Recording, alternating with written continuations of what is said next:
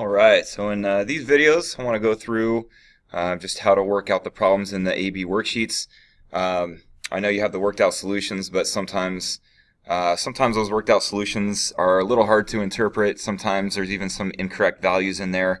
I didn't write those, but for the most part those are still really helpful tools, but I thought maybe some explanation on how to do these through a video would be good too. So we're just going to go on down the list, so you can always, if you need to see a problem later on in the video, you can always fast forward to whatever you need to see. So starting with number 2, for the first chapter we have functions for this one, f and g. It tells you that x is an element of the real number system. So that's all that means, is x is a real number. That's really not going to affect anything that you do for this problem, but that's just a common notation that they tend to throw in. So for part A, I'm asking us to find the inverse of the f function. So think of the f function as y equals 3x minus 8. For any function, if you want to find its inverse, you just switch x and y and then get y by itself. So I'm just going to switch x and y and get y by itself. So I would add the 8 over and then divide everything by 3. So x plus 8 over 3 equals y. And that would be a good way to write it. If you wanted to split up your fraction, you could and put x over 3 plus 8 over 3 equals y. That would be fine too. For the second part, we are doing f of g minus g of f. So the way you always interpret these is we are plugging the g function into the f function for the first one. On the second one, plug the f into the g. We'll subtract last. So just to kind of keep things nice and organized, let me just start with the first part. So plugging the g function into the f function. That means I am taking 8x minus 3 and I am subbing it into that x right there. So replacing x with 8x minus 3 minus 8. So that's the first substitution that we're making. So there's the g function into the f function. You got to be careful with the signs, so I got to make sure I separate that from the second half here. So now I'm plugging f into g, which means I'm plugging 3x minus 8 into that x right there. So 8 times 3x minus 8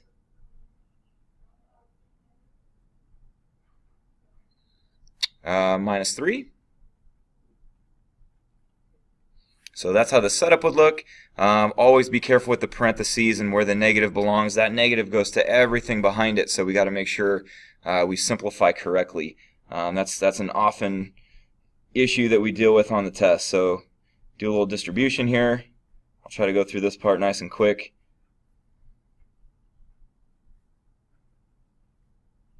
So on the right side,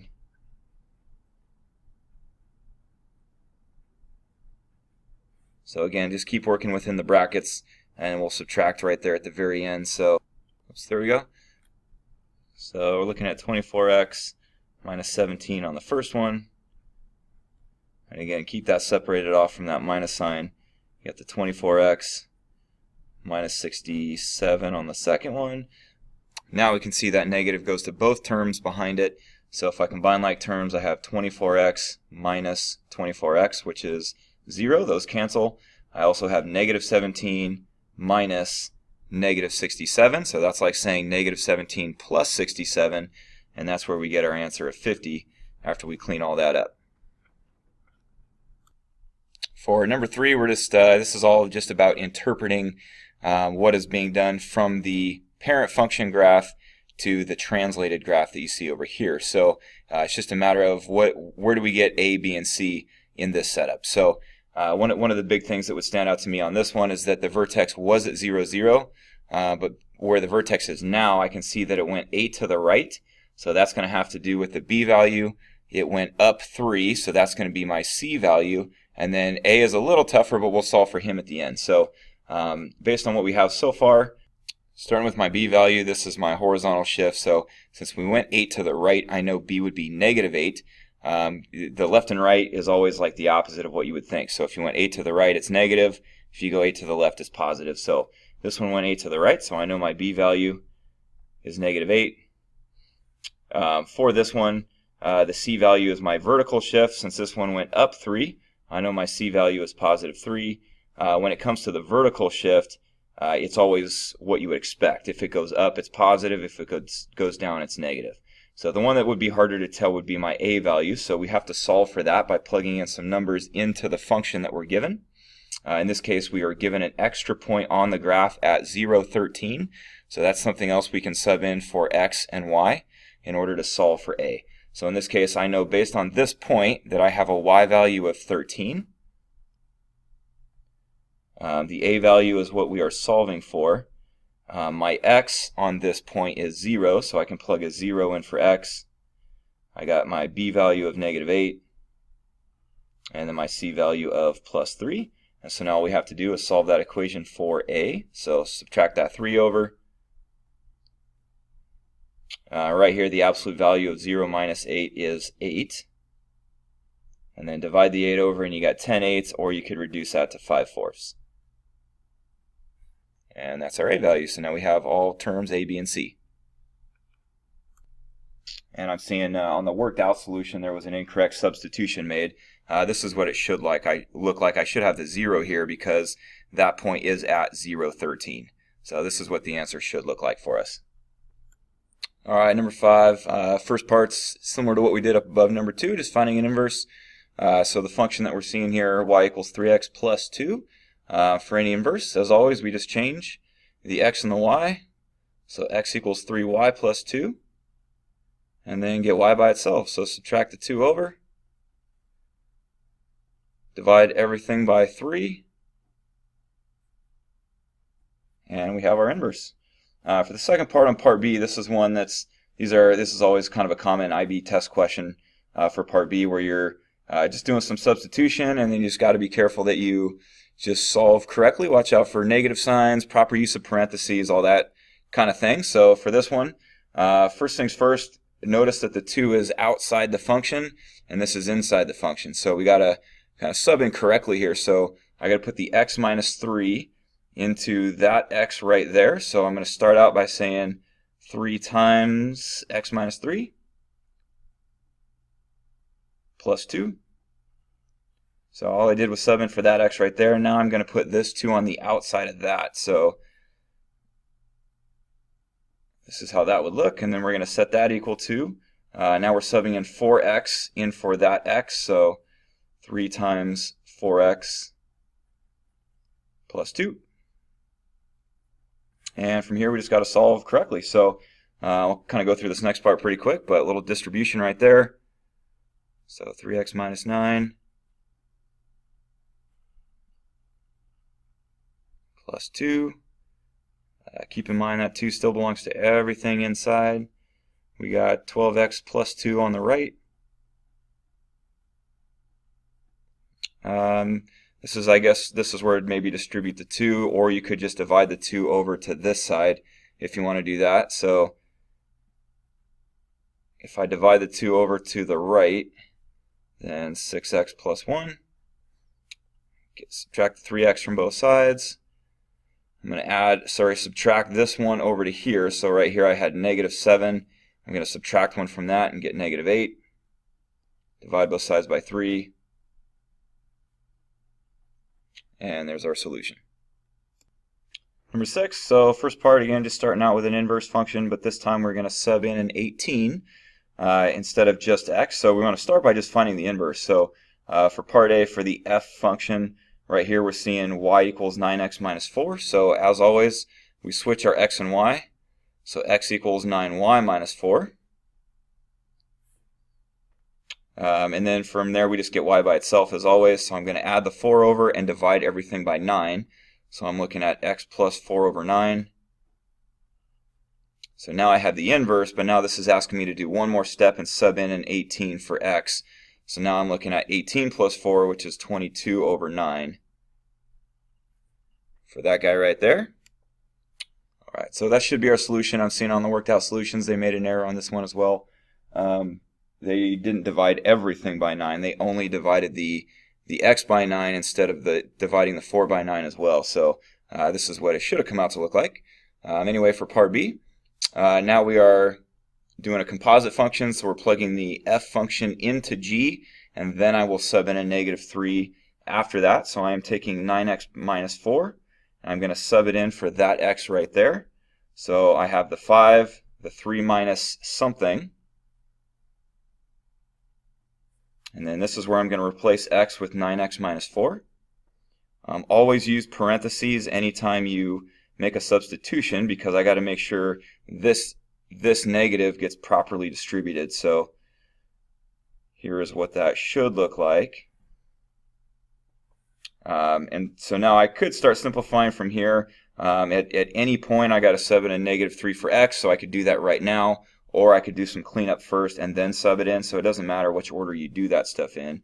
I'm going to start by just distributing my negative sign that I have right there, so minus 9x plus 4. I'm going to combine like terms, so 3 plus 4 is 7. Distribute my 5. And then now here's maybe where I can't go any farther anyway, so this is a good time if I haven't already subbed in a -3 for x.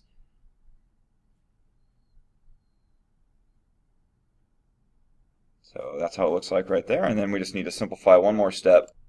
Alright, and then from here, so I do have the double negative, so 3 times 45 is 135, so I'm looking at 35 plus 135, and coming out with 170. So again, that's what the correct answer should be. I think I'm seeing another wrong solution on the worked out solutions to my right, so go by what I'm showing you here. This looks like the correct answer. Alright, moving down to number 10. Oh, sorry, number 8. For number 8, given just kind of the general layout right there of a quadratic function with a, b, and c in it, and then they're giving us a couple values. So this is telling me that where x is -2 and x is 10, both of those have a y value of -1. And so that's something we got to understand. There's always symmetry that goes on with quadratic, since we get a parabola, and you always get some symmetry to the left and to the right. So that's something we'll make use of. And then they give us some further information right here that we'll use to help us solve and figure out the values for a, b, and c.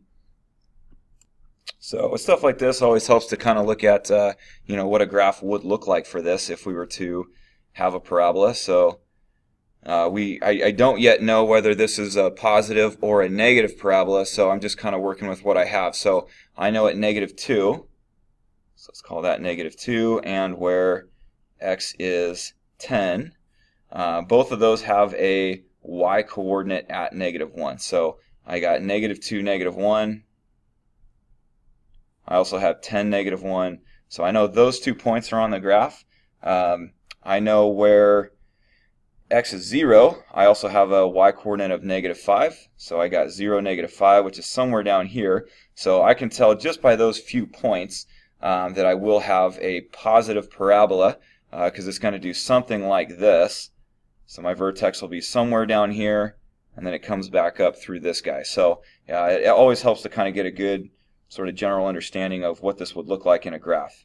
That'll help us find a few things. So let me just mark this point. This was at 0, -5. So, and that's a point on the graph. So one thing to keep in mind is your vertex is always the center of the graph. So my axis of symmetry is always the x coordinate of the vertex, and it always, again, is in the center of the graph. So I know the midpoint between -2 and 10 is where I would find the axis of symmetry, or the x coordinate of the vertex. So if I add those up and divide by 2, I can get their average, or their midpoint. So 8 divided by 2 is 4. So I know where x equals 4 is where I'm going to find the vertex of that. That also tells me my b value, since this is the x coordinate of the vertex and this is the y coordinate of the vertex. So that's already helping me find a few points here. So we know the b value is going to be a 4. We know that at 4 something is where we'll have our vertex. We don't know yet what that is, but we know we're just with a rough sketch, we're looking at something kind of like this. Don't judge my artwork. I'm not good at drawing here, so here we go. So we know we're getting something kind of like this for this quadratic. All right, so looking at the kind of the general layout that I'm seeing on this, I still have two unknowns. I don't know A or C yet, even though I do know that B is going to be 4.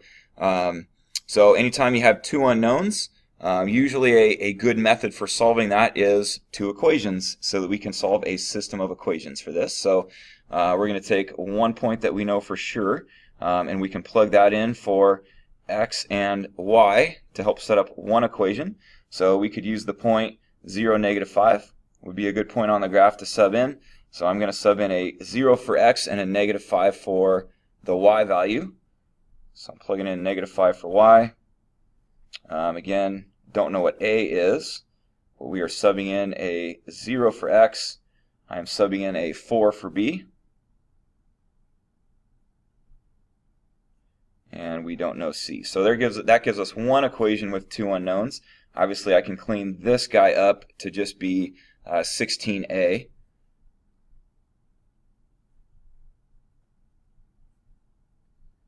So there's one equation, and then I just need another point on the graph to set up a second equation. So let's just say we wanted to use the point -2, -1. Since that is also on the graph, we can use that to set up a second equation. So I'm gonna plug a -1 in for y and a -2 in for x for this one. So -1 is going in for y. -1's going in for, sorry, -2 is going in for x. Still got my 4 for b. So here I'm getting a second equation. So -6 squared is 36. So -1 equals 36a plus c. So now I have two equations between that one and that one. So we have two different equations. We can now use something like elimination to solve. Elimination is where you can just subtract the two equations and one of those guys gets eliminated. So I'm just subtracting the two equations with the stars on them. So -5 minus -1, so -5 plus 1 gives me that guy. 16a minus 36a is -20a. My c minus c would cancel. If I divide the -20 over, then I'm looking at 1/5 is my a value. And now I can just sub in this guy back in for any a value that I have already. So I could use this one or this one. But anyway, if I just sub that back in for a, that would allow me to solve for c. And then I would have my 4 values. So again, we got the a is 1/5. We already knew that b was 4. So I got 2 of the 3. And again, if you just want that third one, just pick an equation to do a little back substitution here. Sub that back in for a. And that would help you solve for c. So you should get -41 over 5 for that. If we do a little substitution, plug that back in, and that's what we'll get. All right, number 10. So a little more of the same. One thing that always throws students a little bit is some of the notation that IB commonly uses. So they're giving us a function, and that just means that the x's in that function are elements of the real number system. That just means they're real numbers. So that's not going to affect anything that we do for this problem. That's just sort of a notation thing that they tend to throw in. So anyway, they want us to plug in a 4x minus 2 in for x. And if we clean it up properly, it should look like this format here, and then we can identify what a, b, and c are. So we're going to start with just a little substitution. So replace the x with 4x minus 2. Keep everything else in that function the same. So you'd have a little distribution to do on this. So remember what this means. It's 4x minus 2 times 4x minus 2. So you could FOIL, as you've probably heard it in the past. So here's what we're really seeing on that.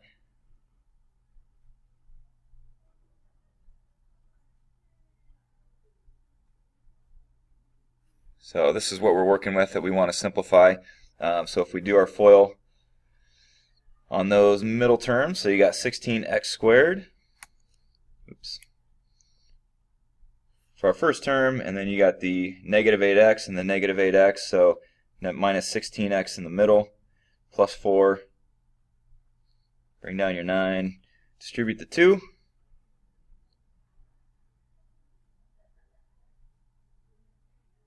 And then that's going to be plus 8 minus 9, so minus 1 at the end of that. So that's what that's going to look like, but now I can identify A is 32, B is negative 32, and C is negative 1. So there's the first part of that question. For the second part, just again, a little more substitution, some basic solving. As always, just be careful when you substitute. Make sure you use parentheses properly, things like that. So for this, for the left side of the equation, we're going to sub in 2x for x. So we're looking at 2 times 2x squared minus 9.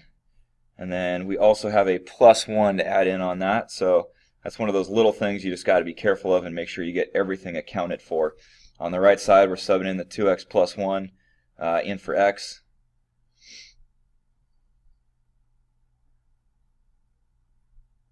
And then you get the minus 9 on that as well. So that's what the setup would look like. And from here, it's just some basic algebra to solve it correctly. So I'll start with the left side. So this would be 4x squared times 2, so 8x squared for the first term. I got a minus 8 for the constant. Right here, I'm going to have to do a little FOIL again. Bring down that minus 9. So first term would be 4x squared. Next term would be 4x. And then plus 1. So if you FOIL, that's what it would look like. And we'll do a little distribution over there, combine like terms, and we'll just keep on solving.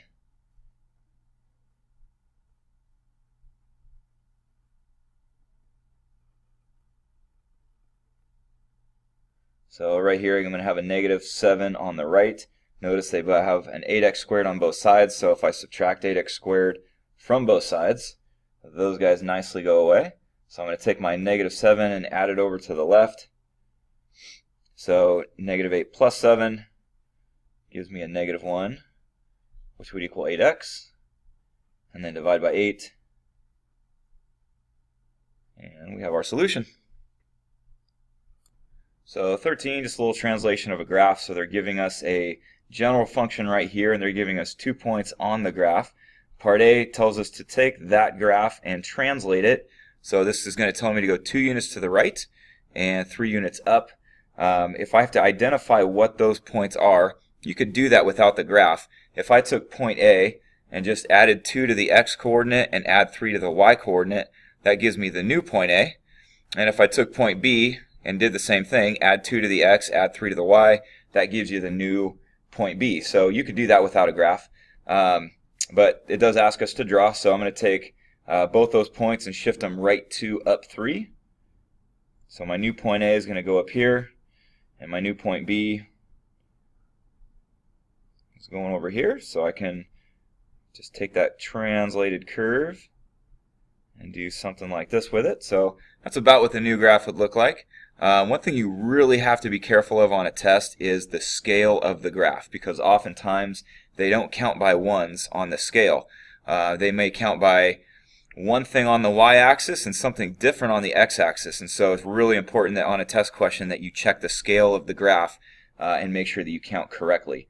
So one thing I would recommend is, just in case, if I have to identify what A and B are, I do that algebraically without looking at the graph, like I showed you at the start of this question, just in case I mess up the graph.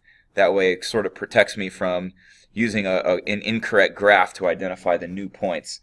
So just something to think about on those.